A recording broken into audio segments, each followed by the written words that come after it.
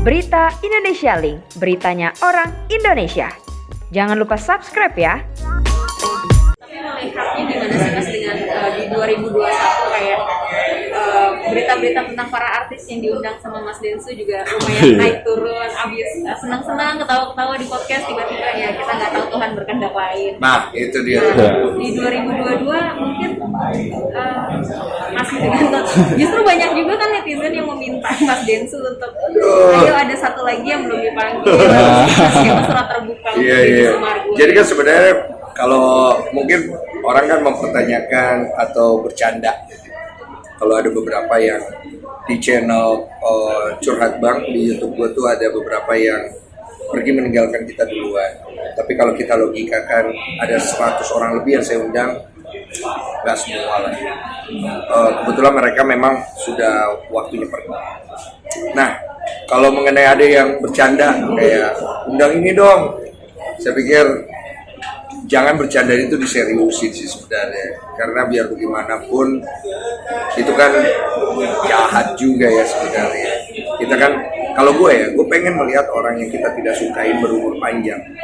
Tau nggak kenapa? Karena gue pengen melihat mereka berubah, mereka menjadi lebih baik dan akhirnya gue bisa menyukai mereka. Nah kalau gue, tapi mungkin orang lain enggak ya. Jadi itu manusiawi sekali sih sebenarnya. Nah kalau gue di 2022 gue ada satu konten apa tuh? yang mungkin mau gue keluarin, yang gue nggak tahu itu akan viral atau enggak. Tapi nanti lihat ya. Jadi itu konten pembuka gue di 2022. Nanti tunggu di channel gue.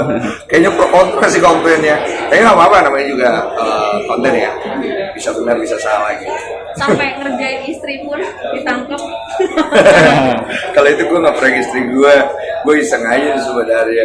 Gue kena ketok banget. Itu gimana tuh Bang? Kena Panik soalnya depan. Namanya istri gue tuh orangnya tuh penyayang banget. Dia kaget, dia pikirnya ada apa gitu. Pas dibilang prank gue diketok pakai botol. Viral ya. Ya, luar biasa itu. Kenapa Iya. sampai segitunya sih mikirin hal-hal kayak gitu? Kerjaan istri sendiri. Gue tuh seperti yang gue bilang, gue tuh suka melakukan sesuatu hal yang gue suka, tapi gue tetap melihat nih koridornya. Kadang-kadang apa yang kita suka ini bisa berbenturan sama moral, bisa berbenturan sama etika, bisa berbenturan dengan apa yang menjadi norma-norma di masyarakat kita.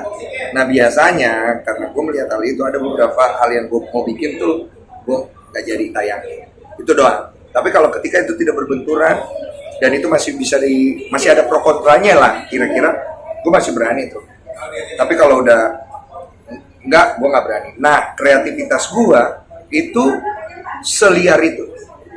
Jadi artinya apapun bisa gue bikin, dan menurut gue sah-sah saja ketika kita membuat sesuatu, maupun kita nyontek terus kita modifikasi, maupun itu dari diri kita sendiri. Karena untuk berkembang emang harus kayak gitu. Gak bisa nih kita terlalu idealis atau terlalu angku, tidak mau belajar dari orang lain atau mungkin meniru dan memodifikasi. Nggak bisa. Banyak orang kan yang sering bilang plagiat lo ini, jadi kita kan menjadi kayak takut gitu ya. Gue pernah, bang, plagiat lo, niru konten dia, emang gue plagiat. Mau gue tiru setan. Oh gitu bang, oh ya udah, orang santai aja gitu. Mungkin yang orang nggak santai adalah ketika kita nggak jujur. Bang, tapi kan biasanya para konten creator tuh punya tim yang oke deh, bulan depan kita akan garap ini, bulan ini kita harus ada ini, segala macam. Mungkin Bang Densu juga ada obrolan sama tim akan seperti apa lagi gitu. Nggak terlalu jauh sih, kalau itu ada sih, tapi nggak terlalu jauh. Kita apa nih, besok mau ngerjain apa, besok aja sih, maksudnya by besok aja. Oh besok ada ini, ya udah kita kerjain. Wah ini nggak keburu nih kerjaan, ya udah balikin duitnya. Simple aja.